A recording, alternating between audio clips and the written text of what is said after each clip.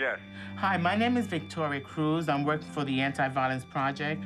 I'm working on a reopened case on the Marsha P. Johnson case that was, she was found in 1992 by Christopher Street Pier. Right. Can I meet with you in reference to this particular case? Definitely not. Because? Because I'm retired from the NYPD and you're calling me at work.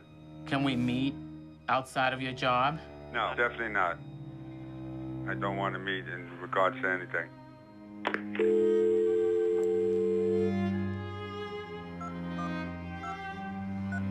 He didn't want to tell me anything about the case. He doesn't want to look back. I can't control what people say to you. I don't know if who you represent. I don't even know if if you are who you say you are. Are you a lawyer? No, I'm not. You a private investigator? No. I got to give you a little advice. Don't play detective yourself, all right? Leave this to the people that should handle it.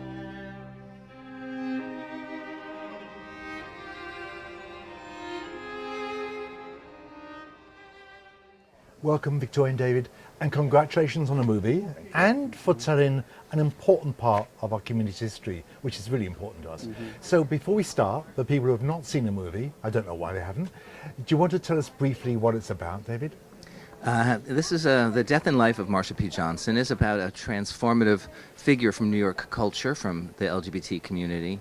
In the 60s forward, she was one of the central figures at the Stonewall riots, and she went on to be a key player in the building of the modern LGBT movement. And she was well known and well loved for her presence in culture and in politics and in theater, and not just in New York but around the world, really. She had a European fan base from touring there, and all of that ended in 1992 when she was found mysteriously floating in the Hudson River. So it's an examination both of her legacy and what might have happened to her back then in 92. So Victoria, did you start or did he start?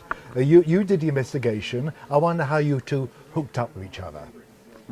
Well, he called me, and I had just finished retiring for a little while, and I says, well, I'm doing me now. Then I got tired of doing me, and then I says, well, you know what? It's kind of boring. Let me just call David and see what he wants. And I called Sue, which is the person that got me in contact with David, and I called him and set it up in person because I like to see what I'm looking at.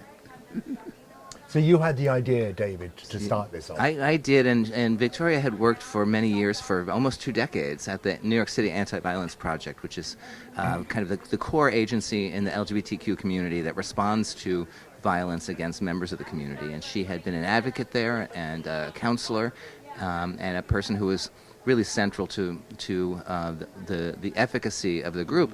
I went to the AVP because I knew that they had been involved in 92 in the investigation on the community's behalf into Marsha's death, and I know that they had advocated against a kind of the silence of the police department and the kind of the political desire to just kind of walk away from this really important death and not do anything, not invest anything in the investigation. So I went to the Anti-Violence Project and said, do you have somebody who would be interested in going back and looking at that case? This is the 25th anniversary of her death. Yeah. And they immediately sent me to Victoria because not only did the person and the story have some personal resonance with her, but she was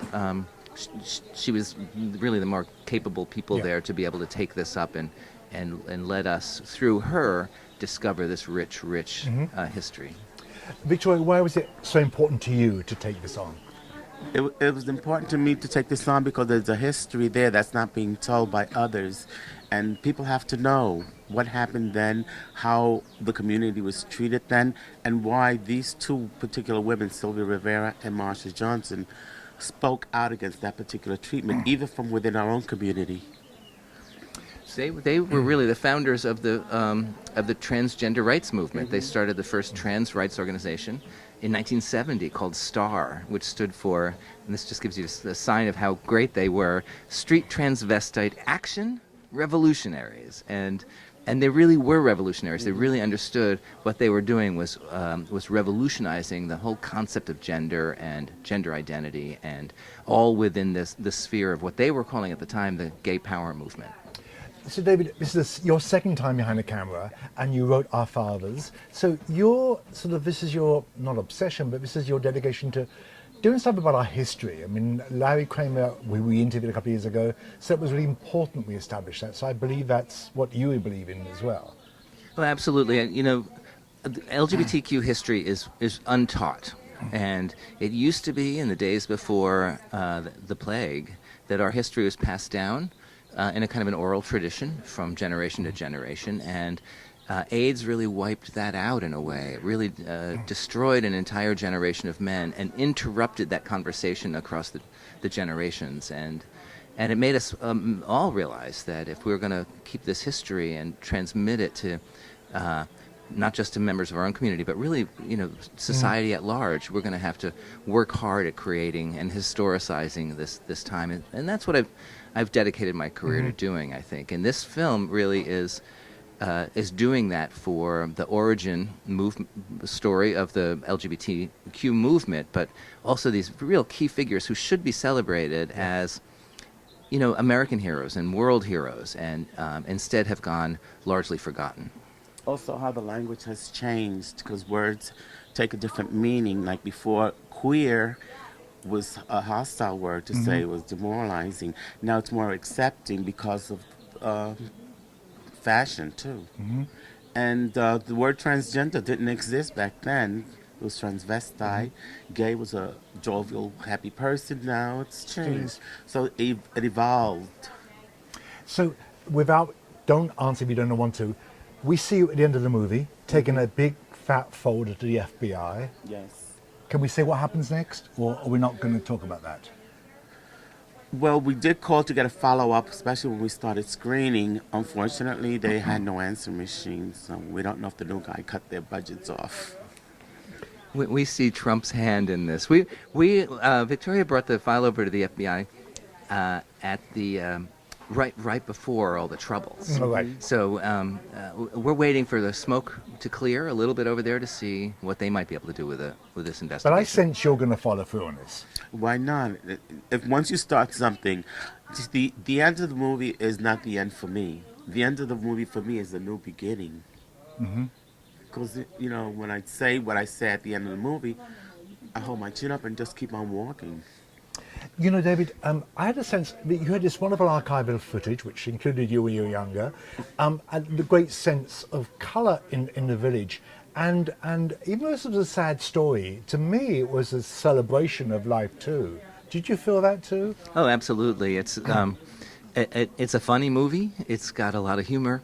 And the movement from day one built itself on humor and a positive attitude, and really this belief in freedom, and the freedom in so many areas, and that's what Marsha taught us, and that's what Sylvia put into words for us for the first time, that we could be free, and we could be free to be whoever we self-identify as, and in that regard, their revolutionary impulse really drove the very early days of the movement, and we're pretty sure that when people see the movie, it's going to drive them still. When you saw the movie, the finished movie, did you look at that archival footage as the good old days or the bad old days? To me, when I looked at the movie, it was like a roller coaster ride, because not only was I there, I knew the people that were there intimately, and loved the people that were there. So it's like I share my life with Sylvia, and I was there when she passed away, and I got advice from her. Anytime that I needed help with placing youths in shelters, she always helped out. Not once said no. There's a movie in that, isn't there, for Sylvia? Absolutely. David, so when you finish the festivals, do you have plans to take this to schools or education groups? Or We do. We have a very ambitious outreach and engagement plan and campaign that we've built with the help of 19 of the leading transgender rights organizations across the country, and actually including in other continents. And the campaign is to bring to light to the community itself, especially of trans transgender people of color this rich and empowering history that is their history, and to let them have that and pass that down through the generations in that community, but also to bring to light the ongoing problem of violence against the community, the LGBTQ community across the board these days and under this particular political environment, but more specifically the campaigns against transgender women of color. And last year was the highest recorded number of murders against trans women of color. And this year, we already have seen 11 cases in the United States of young women who have just brutalized and beaten to death exclusively because of their identity. And we want the world to know what that problem is like, that there's not enough attention paid to it, that the police aren't paying enough attention, that the community itself isn't funding the organizations that need the help and need the wherewithal to be able to respond to this on their own. So there's a lot of work to be done, and that's what we're going to try to do with our campaign afterwards. So we're planning up to 150 screenings across the country in October and November around the Trans Day of Remembrance. Oh, great. I have a sensible question for you. Can you put this to rest? Marsha P. Johnson, does the P really mean pay it no mind? For her, it meant because, like, people would yell at her. Yeah. And if she took it to heart that they meant what they say, then, she could have gotten into a lot of trouble. But if you paid no mind, she was smart at it. If you don't answer it, you don't take it on, what are they going to have to say? So it really did stand for that. It did stand for that. Pay it no absolutely mind. Did. It's their problem, not mine. That was I wonder when I discovered it, I thought it was a wonderful thing. But then she was first of all a character. What happens to the movie, David, after you've finished the festival? And I think we covered that really in that. Well, no, we have this great partnership that we've just struck with Netflix, and Netflix has become our distribution partner, and they will bring the film out in the fall sometime. I don't think they've settled on a date yet. I think it's going to be sometime in October. And they plan to drop the film simultaneously in 191 countries. Wow. In 18 languages. And so we are going global with this story, and we couldn't be happier. It's a perfect partnership, the perfect distributor for us for this story. And not in our dreams did we think we were going to be able to get the kind of audience that they're promising and able to deliver. Thank you.